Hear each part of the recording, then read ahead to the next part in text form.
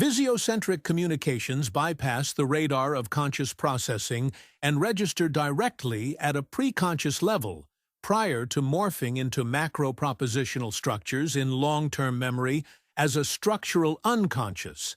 Yes, visual rhetoric has the ability to translate automatically into verbal content. This is why metaphorical discourse, double-entendres, zoosemiotics, and body-parts-signalling are so important in maintaining the fabric of secret societies, deep states, but also in liquidating subjectivities in transitional states between cultural regimes, or parallel social universes comprised of coexisting imaginary and symbolic structures.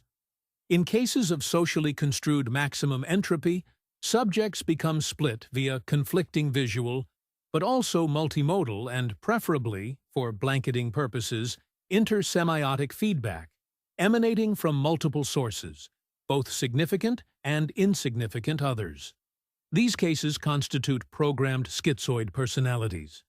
One too many, mass psychosis ensues, and the attendant moral panics that aid in reverting to ancien regime ideologies. Never minding solipsistic discourses that are recruited ex post facto for reversing the causal nexus from sociocentric to ego-leptic.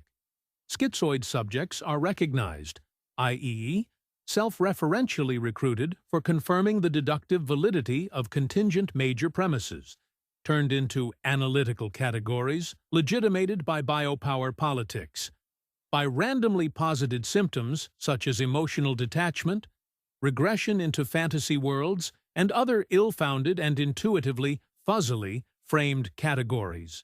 That is, straight-out insults, reimagined most probably through Procrustean institutional interdiscursive complicity, and most likely by obliterating variables of magnitude, frequency, context, etc.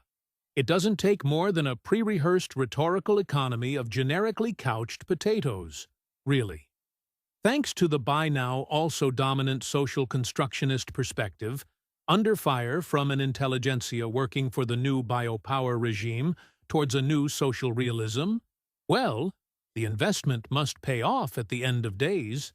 The process or programming schizoid subjects may be laid bare quite lucidly, prior to turning a descriptive account into a canonical blueprint for water sports. It's even entertaining for useless eaters. You randomly assign a string of symptoms to an umbrella psychic state, then work backwards towards orchestrating the social situations and social scripts for fleshing them out. Typical donquixotist self-referential feedback loops, also applicable in legal cases, i.e., starting from typified clauses and then staging the empirical evidence. Hopefully the above attain to dispel part of the aesthetic nebula that is propagated in various songs. If not, take a look at Bateson's seminal text, Steps to an Ecology of Mind, while retreating into the aesthetic gloss of ID.